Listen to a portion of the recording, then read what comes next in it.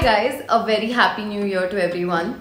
I'm here because I thought that why not start new year on a positive note. I know it could have been depressing for some people who are away from home, or there could be 100 different reasons, but I've decided to discuss relationships, and relationships play an important role in all our lives, but a lot of times we don't want to accept that.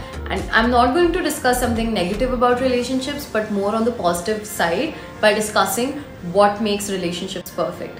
There's nothing called perfect, but these things can help nurture your relationship more and make your life much easier as compared to having troubles in your personal life that can make your work life all. Starting new year on a positive note, there are 8 points that I'm going to share. If you want, you can write it down. If you want, you can share it with your partner. If you want, you can share it with your parents. But make sure that everyone around you watches it so you all are on the same page. And I can assure you by the end of the video, you're going to learn a lot and it's going to help. One is that you both accept each other's imperfections. No one can be perfect in this world, and sometimes we do accept a perfect world, an ideal world, an ideal relationship, but there's nothing that can be ideal.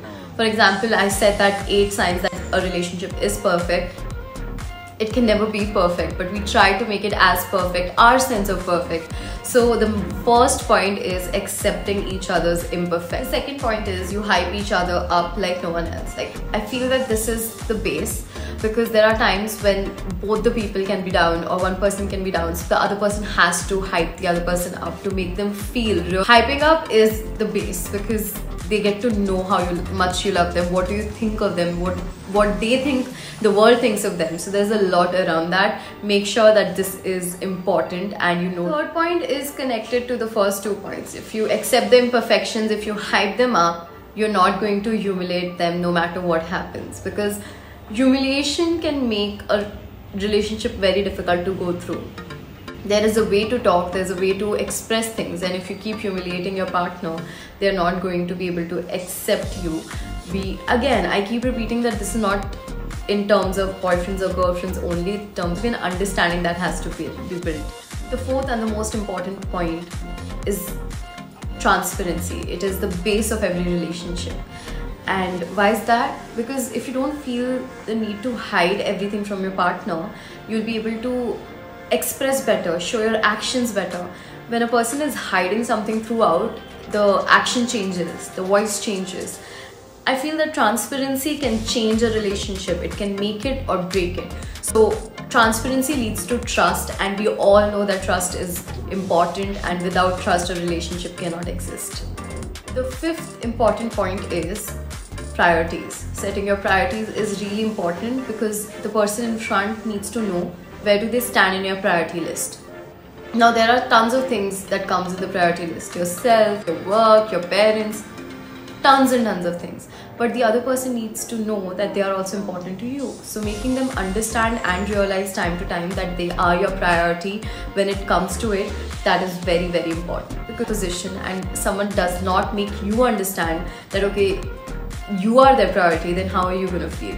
So just try to be a little more empathetic, put yourself in their shoes and understand how a relationship can work, is because you can also feel a certain way and they can also feel a certain way. The sixth point is sacrifice, compromise, that we have heard like everyone talking about it. But why do they talk about it? Because if there is not a balance of sacrifices from both the ends, there is misbalance, so the relationship is going to break. For a relationship to work, both the people have to be here on the same page, on the same level, doing the same level of sacrifices. There was something that I heard a long time ago that stuck with me, is a person, like, you are here 90%, you're feeling 90% today or 100% today, and the other person is feeling 20%. So this is the day when you contribute and you help them come up, and the other time they are here and you're here.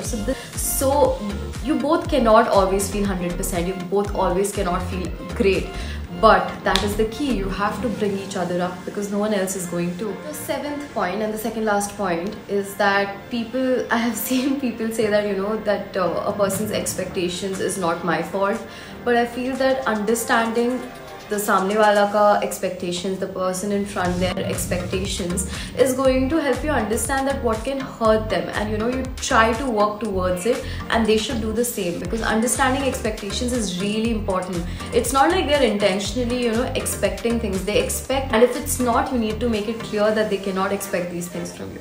So having again that transparency and understanding their expectations can help you build a relationship together than just breaking it off and being like, her expectations or his expectations is not my responsibility. It's very easy to brush off responsibilities, but when there are two people in a relationship, responsibilities come together. The last point is commitment.